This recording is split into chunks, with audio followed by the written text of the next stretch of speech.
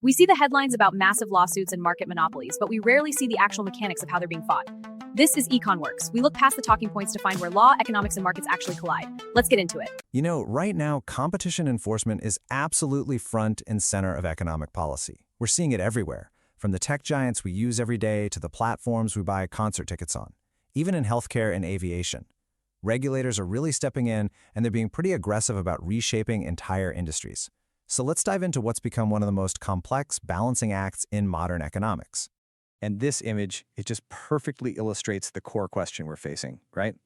How do you make sure markets stay fair and competitive, especially when you're talking about these incredibly complex, deeply integrated systems built by giants like Google, Amazon, and Meta? Because, let's be honest, when regulators decide to step in and use their tools, things can get messy. These interventions can have some serious, unintended consequences that might just end up disrupting the very markets they were trying to save in the first place. Okay, so for today's briefing, we're going to walk that tightrope together.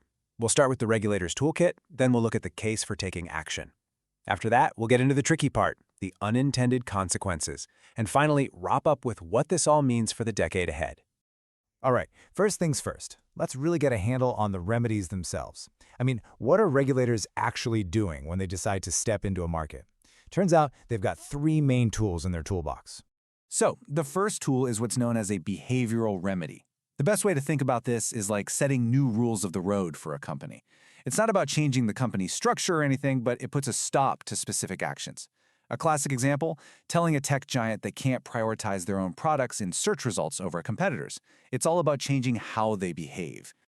Next up, we've got the most drastic tool in the kit, structural remedies. Yep, this is the big one. We're talking about the classic company breakup. This means forcing a company to sell off parts of its business or to completely separate its integrated units. The key takeaway here is that this isn't just a rule change. It fundamentally alters the entire shape of the company. And the third tool, and this one is becoming absolutely crucial in our digital world, is all about interoperability.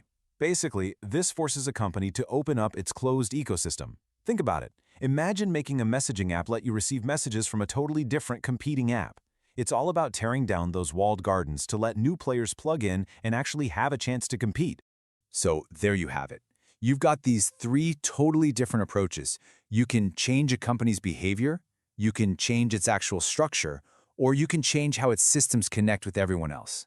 These three, behavioral, structural, and interoperability, really are the core of the modern regulators' toolkit when they're trying to tackle market power.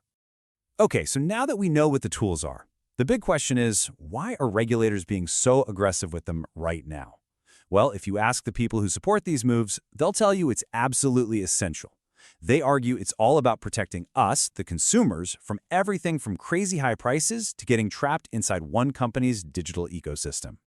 And this is where it gets really interesting, because this stuff connects directly to your wallet. I mean, just look at the DOJ's case against Ticketmaster. The whole argument is that they've basically created a monopoly that locks in venues, kills competition, and just jacks up those fees for all of us. Or what about the FTC looking into pharmacy benefit managers? The whole goal there is to try and untangle this super complex web of middlemen to hopefully bring down the cost of prescription drugs. And of course, in tech, it's all about stopping that lock-in effect, where you feel like you're completely trapped in one company's world of products and services. But of course, there's another side to this story. Skeptics are out there warning that these really aggressive moves could set off a kind of disastrous chain reaction. And honestly, this is where the debate gets super intense. Because the risks, well, they're just as big as the potential rewards. And wow, this image, it just perfectly captures that fear, doesn't it? What starts out as this clean, orderly plan to fix a problem, let's just break up this business or let's force them to connect, can just spiral into total chaos. You end up with a mess of tangled wires, error messages, and systems where, frankly, nothing works anymore. It really shows you just how complex it is to meddle with these tightly integrated digital systems. And right here, this is the regulator's dilemma in a nutshell. You've got the neat, logical intention on one side and the potential for a messy, chaotic reality on the other. And if things go wrong, you could have an operational collapse that ends up hurting the very same consumers the action was supposed to help. Okay, let's make this real. Risk number one, you could actually bankrupt the very competitor you're trying to rescue. A perfect example is when the DOJ blocked the merger between JetBlue and Spirit Airlines. The The goal, they said, was to protect a low-cost option for flyers. But the unintended consequence? Well, Spirit, now without that financial lifeline from the deal, was pushed right to the edge of Chapter 11 bankruptcy. It's kind of like the cure ending up killing the patient. And here's another risk. You might end up handicapping your own domestic companies. Right now, the FTC is trying to block the merger of Tapestry and Capri. That's the parent companies of brands like Coach and Michael Kors. Now, the idea is to stop too much consolidation here at home. But critics are pointing out that this might actually hamstring these American brands, stopping them from getting big enough to compete with the massive European luxury giants on the world stage.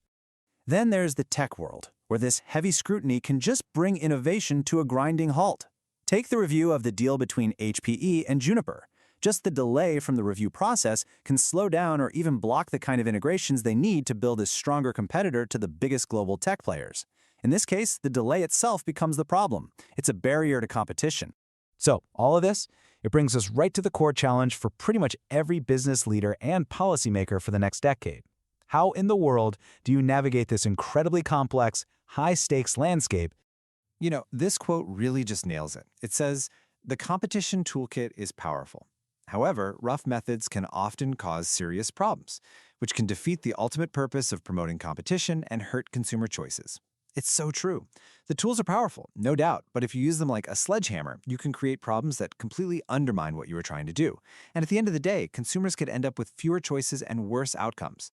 So really the bottom line is this: the defining challenge for our economy right now is figuring out how to build and maintain healthy, competitive markets without accidentally breaking the very products, services, and companies that millions of us rely on every single day.